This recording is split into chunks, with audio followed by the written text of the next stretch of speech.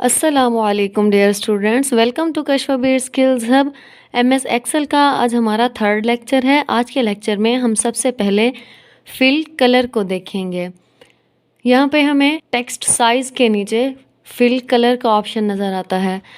इससे हम क्या कर सकते हैं, हम अपने सेल्स का कलर चेंज कर सकते हैं। जैसे हम ये सेल सिलेक्ट करते हैं, यहाँ पे हमने कुछ सेल सिलेक्ट किए हैं और उसके बाद हम फिल कलर में जाएंगे। यहाँ से हम कोई भी कलर सिलेक्ट कर लेंगे। जैसे हम येलो कलर ले लेते हैं, तो ये देखें जितने भी सेल्स हमने सिलेक्ट किए थे उनका कलर चेंज हो गया है। इसी तरह हम फॉन्ट कलर भी चेंज कर सकते हैं। जैसे हम ये सेल सिलेक्ट करते हैं, इसका टेक्स्ट सिलेक्ट कर लेते हैं। सिलेक्ट करने के बाद हम टेक्स्ट कलर में जाएंगे। टेक्स्ट कलर में जाके यहाँ पे कलर चेंज कर देंगे। जैसे अगर हम टेक्स्ट का कलर वाइट कर देते हैं, देखिए हमने यहाँ पे टेक्स्ट का कलर वाइट कर दिया। वाइट कलर क्योंकि हमने इसका सेल कलर चेंज किया हुआ, इस वजह से इजीली शो नहीं हो रहा, तो हम देखें चेंज कर देते हैं इसको। देखिए हमने इसका कलर ब्लू कर दिया है। इसी तरह नेक्स्ट हम टेक्स्ट को सिलेक्ट करते हैं। सिलेक्ट करने के बाद इसका कलर भी चेंज कर देते हैं। सिलेक्ट करने के बाद हम इसका कलर भी चेंज कर देते हैं। इसका कलर हम ग्रीन कर देते हैं। इसी तरह नेक्स्ट सेल में जाएंगे, इस टेक्स्ट को सिलेक्ट करेंगे। सिलेक्ट करने के बाद इसका कलर भी चेंज कर देंगे। देखें पहले हमने ब्लू कलर किया है, उसके बाद ग्रीन किया है। अब हम कोई और कलर ट्राई करते हैं, रेड कलर ले लेते हैं। देखें अब हमारे जितने भी सेल्स को में से हमने टेक्स्ट को सिलेक्ट किया था, उन टेक्स्ट के कलर हमने चेंज कर दिए हैं। नेक्स्ट है हमारे पास अलाइनमेंट। पहले है लेफ़्ट अलाइन। हम ये सेल सिलेक्ट करते हैं फर्स्ट वाला और लेफ़्ट अलाइन कर देते हैं, तो जो हमारा टेक्स्ट है वो लेफ़्ट साइड पे अलाइन हो जाएगा। अब हम दरमियान वाले सेल को सिलेक्ट करते हैं और इसको क्या कर देते हैं, सेंटर अलाइन कर देते हैं। तो ये देखिए हमारा टेक्स्ट सेंटर में आ गया। अब हम ये वाला सेल सिलेक्ट करते हैं और इसको राइट अलाइन कर देते हैं। देखें जैसे ही हम अलाइनमेंट चेंज करते जा रहे हैं तो हमारा टेक्स्ट राइट टू लेफ़्ट या लेफ़्ट टू राइट मूव कर रहा है, या फिर हमारा टेक्स्ट जो है वो सेंटर में आ रहा है। इसके ऊपर हमें कुछ और अलाइनमेंट्स शो होती हैं, जहाँ से हम अपने टेक्स्ट को सेल के बिल्कुल ऊपर भी ले जा सकते हैं, दरमियान में भी कर सकते हैं और नीचे भी कर सकते हैं। ये भी अलाइनमेंट्स हैं।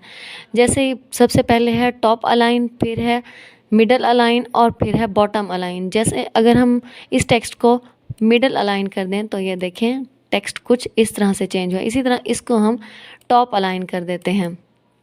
इस तरह से हम टेक्स्ट की अलाइनमेंट चेंज कर सकते हैं। हम एमएस एक्सेल में टेक्स्ट की डायरेक्शन भी चेंज कर सकते हैं। जैसे अलाइनमेंट्स के साथ ही हमें शो होता है ओरिएंटेशन का ऑप्शन, जहाँ से हम अपने टेक्स्ट की डायरेक्शन चेंज कर देते हैं। जैसे हम ये सेल सिलेक्ट करते हैं और यहाँ से हम इसको चेंज कर देते हैं।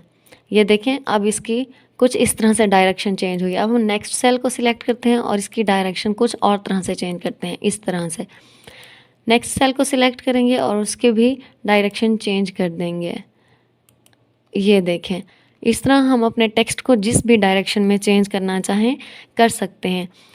मैं इसमें से कोई भी चेंज नहीं लाना चाहती, तो मैं इसको अनडू कर दूँगी। देखें अब मेरा टेक्स्ट बिल्कुल वैसे ही आ गया है जैसे पहले था। इसके बाद है हमारे पास डिक्रीज़ इंडेंट और साथ ही दिया हुआ है इंक्रीज़ इंडेंट। सबसे पहले है डिक्रीज़ इंडेंट। अगर हम इस पर क्लिक करते जाएंगे तो हमारा जो टेक्स्ट है वो लेफ़्ट साइड पे मूव करता जाएगा। देखिए जैसे जैसे ही मैं माउस का लेफ़्ट बटन क्लिक कर रही हूँ, मेरे टेक्स्ट की डायरेक्शन चेंज हो रही है। इसी तरह मैं नेक्स्ट सेल ले लेती हूँ, उसके बाद हम इंक्रीज़ इंडेंट पे क्लिक करेंगे तो ये देखें हमारा टेक्स्ट राइट साइड पे मूव कर रहा है। इंक्रीज़ इंडेंट और डिक्रीज़ इंडेंट को हम क्यों यूज़ करते हैं, जब हम अपने टेक्स्ट को लेफ़्ट या राइट साइड पे मूव कर देते हैं। जब हम इसको लेफ़्ट या राइट साइड पे मूव करना चाहते हैं तो इसका सेल चेंज नहीं होता, सेल एक ही रहता है, बस इसकी डायरेक्शन चेंज हो जाती है, यानी कि ये लेफ़्ट या राइट साइड पे मूव कर जाता है। अब है हमारे पास रैप टेक्स्ट। जब भी हम कोई टेक्स्ट टाइप करते हैं जो एक सेल में एडजस्ट नहीं होता तो ऑटोमेटिकली दूसरे सेल में चला जाता है। जैसे यहाँ पे हमने टाइप किया है कशफबीर स्किल्स हब, क्योंकि ये थोड़ा सा बड़ा था सेंटेंस, तो क्या हुआ है ये दूसरे सेल में चला गया। हम इसको एक ही सेल में एडजस्ट करने के लिए क्या करेंगे, इसको सिलेक्ट करेंगे। सिलेक्ट करने के बाद हम रैप टेक्स्ट पे क्लिक करेंगे। यहाँ पे हमने रैप टेक्स्ट पर क्लिक किया है तो ये देखिए हमारे कॉलम का जो साइज़ है, जो हमारे सेल का साइज़ है बड़ा हो गया है, लेकिन हमारा टेक्स्ट एक ही सेल में एडजस्ट हो गया है। अब है हमारे पास मर्ज सेल।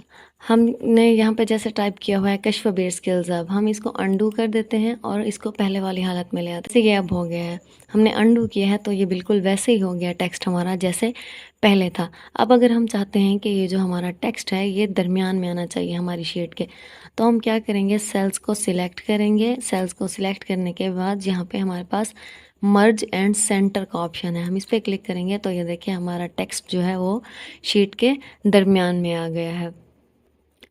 मर्ज का मतलब होता है मिक्सअप करना। मर्ज करने से जितने भी सेल्स होते हैं वो सारे मिक्स हो जाते हैं।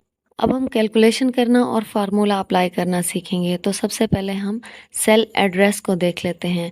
जैसे कि यहाँ पे हमारा फर्स्ट, ये वाला जो हमारा फर्स्ट वाला सेल है, ये इस पे है हमारा कर्सर।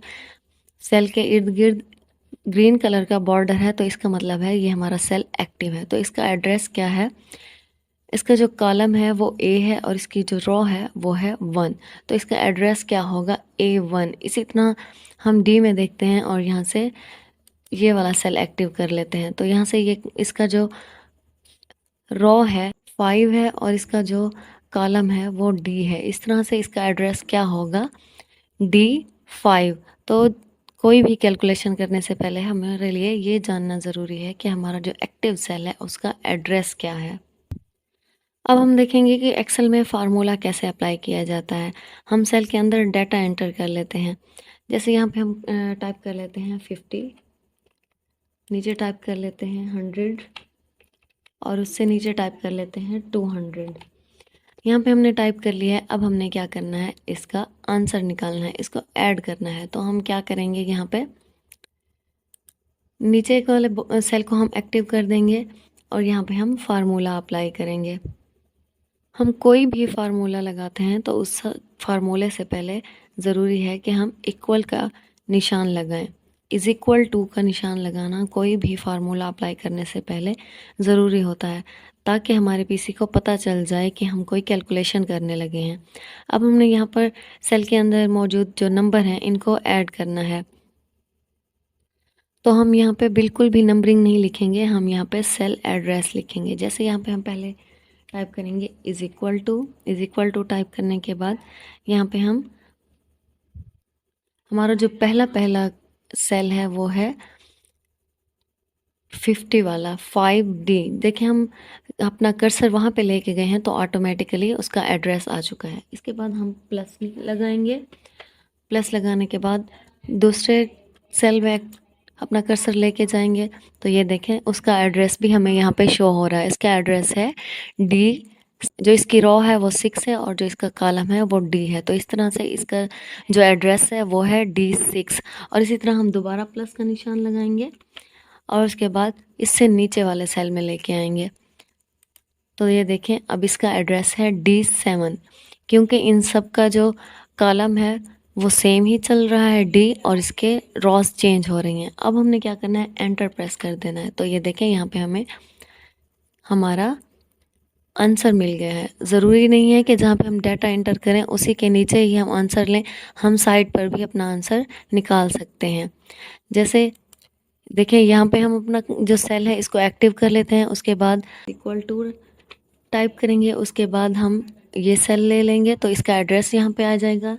नेक्स्ट हम प्लस दबाएंगे और उसके बाद नेक्स्ट सेल का जो एड्रेस है वो यहाँ पे ऐड कर देंगे और दोबारा से प्लस और फिर नेक्स्ट सेल का एड्रेस, देन हम इस एंटर कर देंगे। तो ये देखें यहाँ पे हमारा आंसर हमें शो हो रहा है। देखिए यहाँ पे जो हमारा आंसर है वो तो 350 है, लेकिन जैसे ही हम इस पर क्लिक करेंगे फार्मूला बार में हमें फार्मूला शो होगा कि इस आंसर के लिए हमने कौन सा फार्मूला अप्लाई किया है।